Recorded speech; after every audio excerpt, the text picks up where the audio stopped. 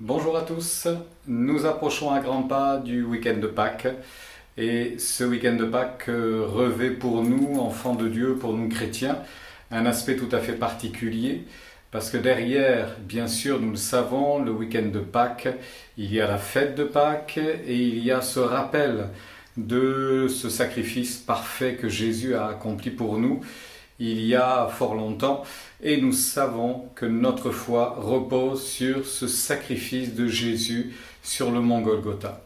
Maintenant, la Pâque vient de plus loin, vous le savez sans doute, et nous trouvons l'origine de cette fête dans la Bible, dans le livre de l'Exode, et je voudrais juste vous rappeler un détail qui sans doute ne vous aura pas échappé, mais que l'on trouve à la fin de cette grande explication de Moïse avec Pharaon. Ça a duré un certain temps.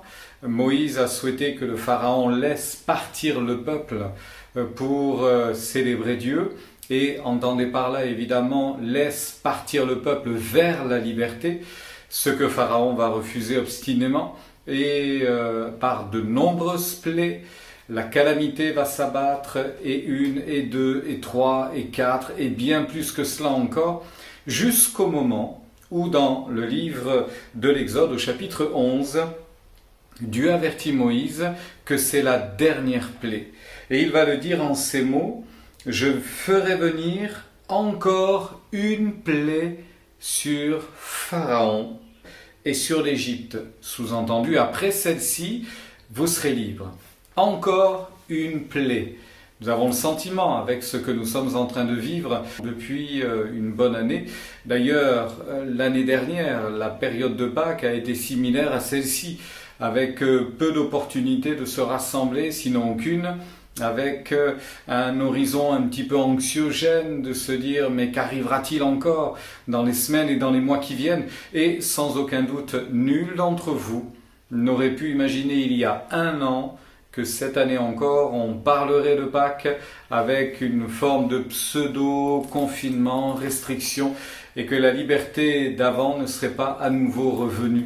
Beaucoup, certainement, se seraient dit que non, l'affaire sera entendue cet été, et l'année prochaine, on refêtera Pâques comme avant. Et puis, voyez, un an est passé, et puis on ne peut pas fêter Pâques comme on le souhaite, on ne peut même pas fêter Pâques à l'église tous ensemble, on ne peut même pas se réunir à l'assemblée tous ensemble, c'est impossible.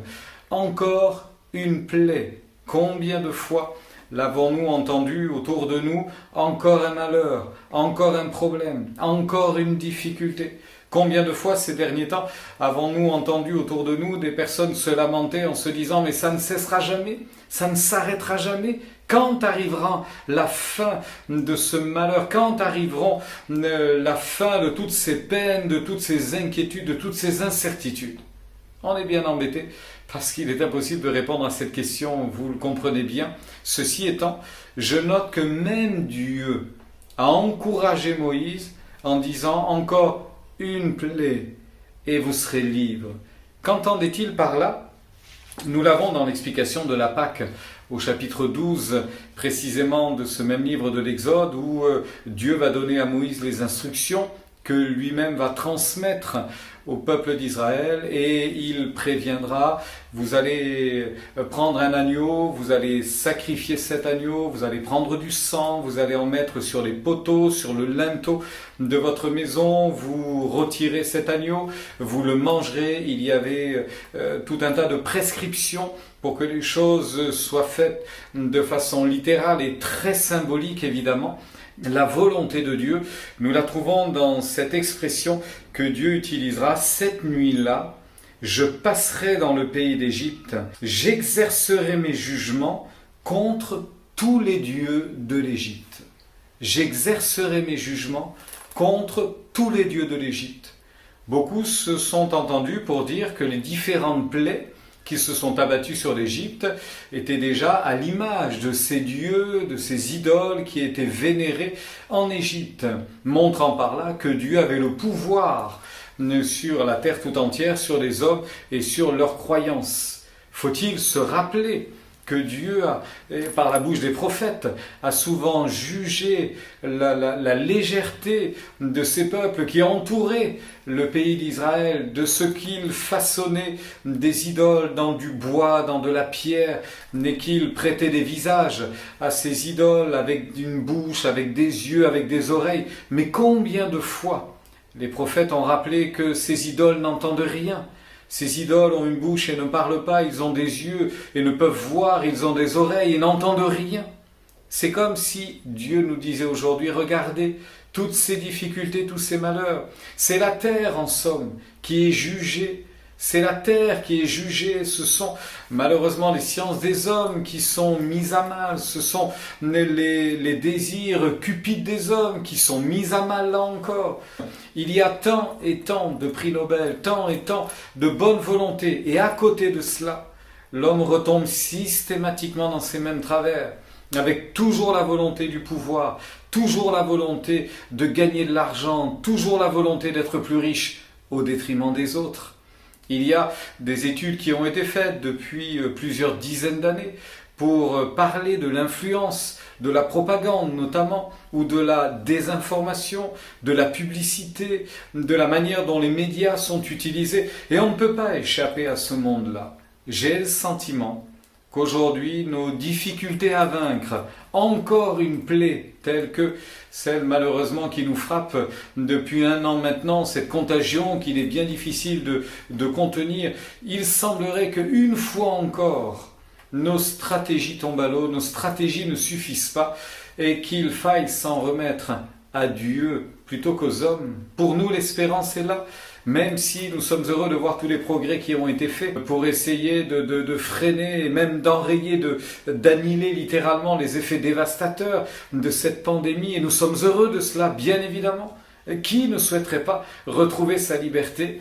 Mais n'oublions pas quand même que les destinées de ce monde restent et demeurent entre les mains de Dieu, et que Dieu laisse l'homme à ses errances bien souvent, et que quand nous entendons « j'exterminerai ces idoles égyptiennes, j'exterminerai ces faux dieux, j'exercerai mes jugements contre tous les dieux de l'Égypte », Dieu est en train de nous rappeler simplement, est-ce qu'il ne nous résiste pas un peu? Est-ce que toutes nos failles et nos difficultés ne devraient pas nous ramener finalement à ce message de la Pâque, au travers de Pâques et de cet agneau qui a versé son sang? Entendez par là celui qui a été sacrifié, tous ces agneaux qui ont été sacrifiés dans toutes ces maisons israélites du pays de Goshen. N'oublions pas que derrière cet agneau, il y avait la préfiguration du sacrifice de Jésus. Alors nous arrivons dans ce week-end de Pâques, et je ne saurais que trop vous encourager à vous rappeler l'œuvre de Jésus à la croix. Il a pris nos malheurs, il a pris nos peines, il a pris nos difficultés, il a pris nos souffrances, il a pris nos langueurs, il a pris toutes ces plaies qui nous accablent pour nous donner la paix et pour nous permettre de sortir de toutes ces difficultés une bonne fois pour toutes. Quand Dieu dit encore une plaie, et que le monde se lamente en disant « mais encore une plaie, encore un malheur », j'ai envie de dire qu'une bonne fois pour toutes, Dieu peut nous délivrer de toutes nos angoisses. Dieu peut nous délivrer de toutes nos peines, simplement en nous rappelant qu'à la croix du Calvaire, Jésus a tout accompli pour nous. Mes frères, mes sœurs, chers amis, réjouissons-nous de l'œuvre accomplie par Jésus pour nous. Ça n'a pas été un week-end facile, ce week-end de Pâques à Jérusalem, lorsque Jésus entre pour venir sacrifier sa vie. Ça n'a certainement pas été un week-end calme. Il y a eu de l'agitation, il y a eu du mouvement, il y a eu des cris, il y a eu de la haine, il y a eu du sang, il y a eu la mort. Mais il y aura la résurrection. Et Jésus va ressusciter d'entre les morts. Et ce qui peut vous encourager aujourd'hui, c'est de savoir que Jésus est vivant et qu'il vit pour l'éternité.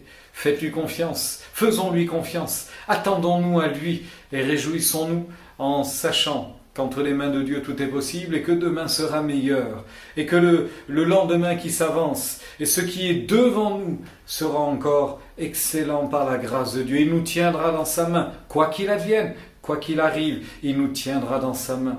Soyez encouragés, frères et sœurs, et bénissons l'Éternel dans ce week-end qui vient, dans ces temps de veille pascale. Réjouissons-nous de la fidélité de Dieu en toutes choses. Que le Seigneur vous bénisse. Je vous souhaite une bonne fin de semaine et un bon week-end de Pâques à chacun.